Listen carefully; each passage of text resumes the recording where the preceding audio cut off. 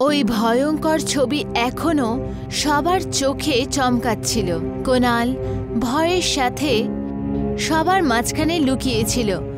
অনন্যা ভূত প্রেতে বিশ্বাস করে না, কিন্তু ও সেই ছবিটা দেখে ভয় পেয়েছিল। ব্যাস, অনেক হয়েছে। আমি এই শুটিং করতে পারবো না। কালকে রাত থেকে এই ভূতটা আমাদের পিছু নিয়েছে, আবার আজকে ক্যামেরার মধ্যে বন্দী হয়ে গিয়েছে। কুনাল, এইসব ড্রামা বন্ধ করো। ভূত প্রেত কিচ্ছু হয় না। হতে পারে কোনো পুরনো ছবি ওর ক্যামেরায় সেভ করা ছিল, সেটাই হয়তো আমরা দেখেছি। আরে মনে হয় তুমি ওকে ভালো করে দেখতে পাওনি। ও সত্যিই বেশ অদ্ভুত ছিল। স্যার, আমাকে যেতে দিন প্লিজ। কুনাল, রিল্যাক্স। এই সব কিছু সেটের জন্য হচ্ছে, বুঝেছো? তুমি হলে আসলে লিড। আরে তুমি যদি না থাকো তাহলে শুটিং কি করে হবে? আরে একটু তো সাহস করো ভাই। স্যার, আপনি বুঝতে পারছেন না, ওই ছবিটা আমার ঘুম কেড়ে নিয়েছে। প্লিজ আমার উপর বিশ্বাস রাখো। তোমার প্রয়োজন রয়েছে আমাদের। কিচ্ছু ক্ষতি হতে দেব না। এই ফিল্ম হিট হবে, কারণ তুমি চলে গেলে যাওয়ার পরে তুমি পস্তাবে। কিন্তু আরে ভয় কুনাল পেয়েছে, কিন্তু আমার কেন ঘাম হচ্ছে? মেকআপ দাদা? অনন্যা মেকআপ রুমে নিজের মেকআপ করাচ্ছিল। তখনই হঠাৎ আয়নায় ওর চেহারা গায়েব হয়ে গেল। অনন্যা এটা দেখে খুব ভয় পেয়ে গেল। আমার ফেস মিরর থেকে কি করে গায়েব হয়ে গেল? আমার তো মনে হচ্ছে কোনো ভূত প্রেতনির কথা রয়েছে এখানে, জানেন তো? কি সব ভূত প্রেতের কথা বলছো? আমি বললাম না এই সব কিছুই ভ্রম। অনন্যা সেখান থেকে শুটিং এর জন্য চলে গেল। অনন্যা শুটিং এর জন্য এলো। কুনাল ভূতিয়া গেটআপে আছে। বিক্রম ক্যামেরা সামলাচ্ছে। Scene 1, shot 2। অনন্যা, তুমি করিডোরের দিকে ছুটে পালাবে, আর কুনাল তুমি ভূতের রোলটা প্লে করছো। Light, camera, action. শুটিং শুরু হলো। অনন্যা করিডোরে দৌড়াচ্ছিল আর কুনাল ভূতের রোল প্লে করছিল। বিক্রম ক্যামেরা সামলাচ্ছিল। তখনই হঠাৎ একটা সত্যিকারের ভূত মাথা কাটা করিডোরে প্রকট হয়ে গেল। ওর মাথা নেই, আর ওর হাতে একটা বিশাল তলোয়ার আছে। আরে আমি আবার ওকে কখন কাস্ট করলাম? তুমি কাস্ট করনি? তাহলে কি এটা রিয়েল ভূত? আমি তো কালকেই বলছিলাম এখান থেকে পালিয়ে চলো। কাল থেকে আমাদের পিছু নিয়েছে ও। এটা তো গলা কাটা ভূত। ভূত কুনালের ওপরে হামলা করলো আর রক্তের ধারা বইতে লাগলো, আর ওর চোখ খোলা থেকে গেল। পুরো ক্রিউ ওখানে দাঁড়িয়েছিল, কিন্তু অনাথালয়ের দরজা বন্ধ হয়ে গেছিল। এটা আবার কি হচ্ছে? বিক্রম, ক্যামেরাটা বন্ধ করো। বিক্রম ক্যামেরা বন্ধ করেনি। আরে আমি বললাম না ক্যামেরাটা বন্ধ করো, তুমি শুনতে পেলে না?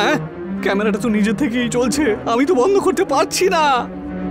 কুনালকে মেরে দিয়েছে ভূত, আমাদের সবাইকেও মেরে ফেলবে। ভূত যদি ওকে মেরেই দেয় তাহলে ক্যামেরা ফুটেজের মধ্যে দাঁড়িয়ে রয়েছে কি করে? আরে ও কুনাল নয়, ও হলো মুন্ডু কাটা। ক্যামেরা ফুটেজে দেখা গেল যে মাথা কাটা হাতে তলোয়ার নিয়ে করিডোরে দাঁড়িয়ে আছে। ওর মাথা গায়েব আর হাতে একটা তলোয়ার। মুন্ডু কাটা এখন আমাদের দিকেই এগিয়ে আসছে। ওর কাছে মাথাটা নেই, চোখ নেই, কিন্তু ও দেখতে পাচ্ছে ভালো করেই। রোহন, স্নেহা, বিক্রম আর অনন্যা ওখান থেকে পালালো আর একটা পুরনো হলে গিয়ে লুকিয়ে গেল। তখনই মাথা কাটা ওদের দরজার সামনে এসে দাঁড়ালো আর ও নিজের তলোয়ার দিয়ে গেট কাটতে লাগলো। সবাই ভয় পেয়ে গেল। অনন্যা, তুমি ভয় পাচ্ছ কেন বলো তো? তুমি তো সবসময় মনে করতে যে ভূত পেতনি এসব কিছু হয় না, তাহলে এটা আবার কে? এটা আমার একটা ভ্রম ছিল যেটা ভেঙে গেছে। এরা একে অপরের সাথে কথাই বলছিল, তখনই মাথা কাটা দরজা ভেঙে ভেতরে ঢুকে গেল। আমাদের ক্ষমা করে দাও, আমাদেরকে ছেড়ে দাও। একটা শর্তে আমি ছাড়তে পারি, যখন তুমি আমার মাথা আমাকে এনে দেবে। আমি কি জানি যে তোমার মাথা কোথায়? অনন্যার কথা শুনে মাথা কাটা রেগে গেল আর ওর গলা ধরে ওকে হাওয়ায় উঠিয়ে দিল। ওকে ছেড়ে দাও, আমরা তোমার মাথা খুঁজে নিয়ে আসবো। মাথা কাটা অনন্যাকে ছেড়ে দিল। আমার মাথাটা খুঁজে নিয়ে এসো, নয়তো আমি তোমাদের সবাইকে মেরে ফেলবো। আমরা খুঁজে নিয়ে আসবো তোমার মাথা। আমার সাথে ছলনা করার চেষ্টা করবে না একদম। আমি সব সময় তোমাদের সঙ্গেই থাকবো। মাথা কাটা চলে গেল। রোহন, বিক্রম, স্নেহা আর অনন্যা হতাশ হয়ে সেখানে দাঁড়িয়ে থাকলো। এখন বুঝতে পারছি না যে ওর মাথাটা আমরা কোত্থেকে খুঁজে পাবো। আচ্ছা একটা কাজ করি না, আমরা এখান থেকে চুপি চুপি পালিয়ে যাই। এরকম ভুল করো না। ও বলেছে ওর নজর সবসময় আমাদের ওপর থাকবে। আরে তোমরা না হয় ওর মাথাটা খোঁজো, আমি এখান থেকে কেটে পড়ি বাবা। কুনাল ঠিক বলছে, আমাদের এখান থেকে বেরিয়ে যাওয়া উচিত। আমরা এখানে থেকে খুব বড় ভুল করেছি। তোমরা এখানে থাকতে চাইলে থাকো, আমি এখান থেকে চললুম বাবা।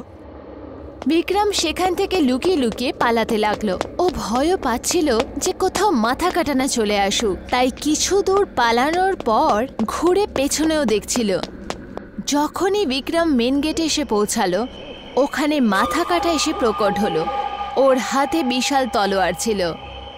আমি বলেছিলাম না আমার সাথে ছলনা করবি না, তুই আমার সাথে ছলনা করে অনেক বড় ভুল করে ফেলেছিস। মাথা কাটা বিক্রমের ওপর প্রহর করতে যাচ্ছিল, তখনই বিক্রম সেখান থেকে বেঁচে রোহন, অনন্যা, স্নেহার কাছে এসে পৌঁছালো। ওরা দেখলো যে মাথা কাটা ওদের দিকে এগিয়ে আসছে। ওরা সবাই অনাথালয়ের বেসমেন্টে চলে গেল। ওখানে দেখলো যে তান্ত্রিক মরে পড়েছিল। আশেপাশে যজ্ঞের জিনিসপত্র পড়ে রয়েছে, মনে হচ্ছে মরার আগে এখানে কেউ একজন যজ্ঞ করছিল। ওরা একটা কাগজের টুকরো পেল, যেখানে লেখা ছিল যে বেসমেন্টে একটা পুরনো আলতার আছে, যেটাতে একটা বিনা মাথার মূর্তি আর একটা বই আছে। ওই বইয়ে লেখা মন্ত্র বিনা থেমে 7 বার পড়তে হবে, তখনই মাথা কাটার ছায়া থেকে মুক্তি পাওয়া সম্ভব হবে। মনে হচ্ছে যেন তান্ত্রিক এই অনাথালয়কে মাথা কাটার থেকে মুক্তি দেওয়ার জন্য হবন করছিল।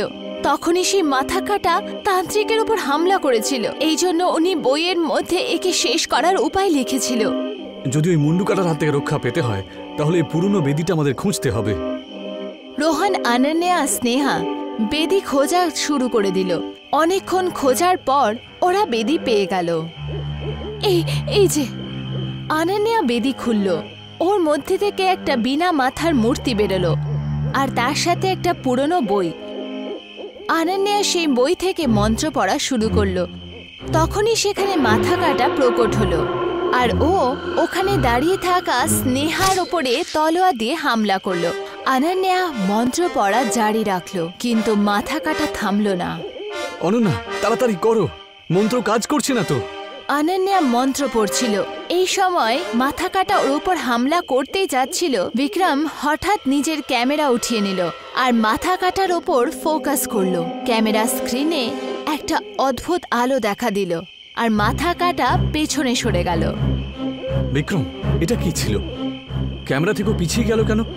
আরে আমি কোনো ক্যামেরাম্যান নই, আমি একজন প্যারানর্মাল ইনভেস্টিগেশন। আমি বহুদিন ধরে এই মুন্ডু কাটার রহস্য ভেদ করার চেষ্টা করছিলাম। আসলে আমার ক্যামেরা একটা স্পেশাল ডিভাইস, যেটাই অভিশপ্ত লোকজনদেরকে দুর্বল করে তোলে। আমি এখানে মুন্ডু কাটাকে শেষ করতেই এসেছিলাম।